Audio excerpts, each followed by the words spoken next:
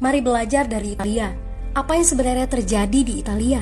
Apa yang bisa kita jadikan contoh agar tidak terjadi di Indonesia? Kreatif konten ini berasal dari artikel warga Italia, dipersingkat dan dilengkapi data agar lebih mudah dipahami. Tahap 1. Kasus pertama diumumkan. Itu cuma flu. Apa pentingnya pakai masker? Orang-orang ini cuma lebay. Saya kan sehat, gak bakal ketularan. Gak usah panik lah. Tahap 2. Jumlah positif COVID-19 mulai naik signifikan. Cuma beberapa yang kena. Yang meninggal pun hanya orang-orang tua saja yang memang udah punya penyakit. Hidup seperti biasa aja lah. Pacaran, nongkrong bareng temen, jalan-jalan ke mall, tetap lanjut. Tahap ketiga. Jumlah kasus meningkat dengan cepat, berlipat ganda dalam 1 hari. Tingkat kematian pun bertambah. 7 Maret, lebih dari 5.000 kasus positif COVID-19. Zona merah diberlakukan di Italia. Wilayah yang dikarantina hampir 25% dari luas Italia. Sekolah dan universitas tutup, tapi tempat kerja, bar, dan restoran masih buka. Sementara itu, 75% wilayah lain masih menganggap enteng COVID-19. Anjuran mencuci tangan ada di mana-mana, tapi sekadar anjuran dan tak banyak yang melakukan. Tahap 4. Jumlah kasus meningkat pesat. Sekolah dan universitas ditutup selama sebulan. Darurat nasional pun diberlakukan. Rumah sakit menambah kapasitas, seluruh kamar dibersihkan untuk memberi ruang bagi pasien COVID-19. Tapi tak ada cukup dokter dan perawat. Ada terlalu banyak kasus pneumonia, terlalu banyak pasien perlu ICU, tapi ruangannya sudah habis, ventilator habis. Pada titik ini seperti kondisi dalam perang. Dokter harus memilih siapa yang akan diobati berdasarkan peluang bertahan hidup.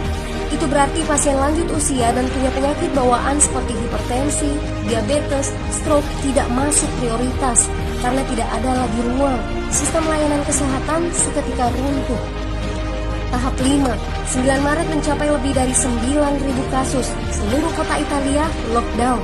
Orang-orang bisa pergi hanya untuk keperluan darurat dan dalam pengawasan ketat. Semua bisnis masih dibuka karena jika tidak, ekonomi akan runtuh. Itu kebijakan pemerintah.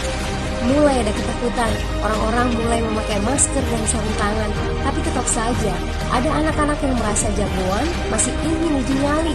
Pergi ke restoran rame-rame, hangout bareng, minum-minum dan lain sebagainya. Tahap 6. 2 hari kemudian pemerintah Italia berubah pikiran. Semua bisnis harus tutup. Bar, restoran, pusat perbelanjaan, semua jenis toko, kecuali supermarket dan apotek. Penyebabnya, karena dalam sehari yang positif bertambah lebih dari 2.000 kasus. Penduduk yang mau keluar rumah harus mendapat surat izin. Surat izin ini didapatkan dari pos pemeriksaan polisi yang disebar di berbagai lingkungan. Yang melanggar bisa kena denda 3,3 juta rupiah. Bagi pasien positif yang tidak mau mengkarantina diri, bakal dituntut dengan pasal pembunuhan, hukuman 1-12 tahun penjara. 21 Maret jumlah korban meninggal di Italia terus meningkat melampaui Cina.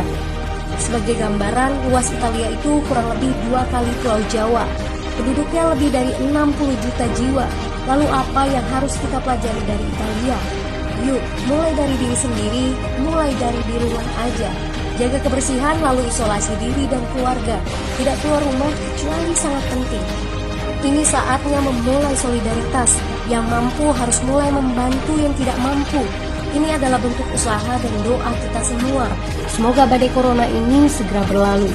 Mari memulai kekompakan dengan membagikan informasi ini. Di rumah aja, mari belajar dari Italia.